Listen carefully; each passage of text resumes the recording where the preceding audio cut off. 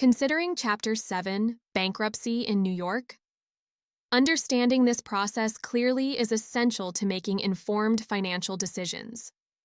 Chapter 7, Bankruptcy helps eliminate most unsecured debts like credit cards and medical bills by liquidating non-exempt assets.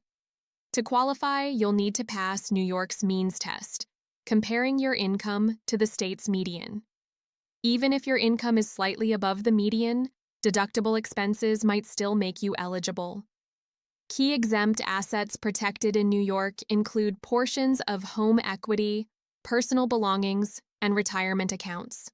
Once you file, an automatic stay stops creditor actions like foreclosure, repossession, and wage garnishments, providing immediate financial relief. However, not all debts can be discharged, including student loans, taxes, child support, and alimony. Navigating Chapter 7. Bankruptcy involves filing a petition, attending a meeting with creditors, and completing required financial courses. Consulting a skilled bankruptcy attorney can ensure you effectively manage this process and protect your assets. Don't risk your financial future. Click the free bankruptcy attorney consultation button on our website.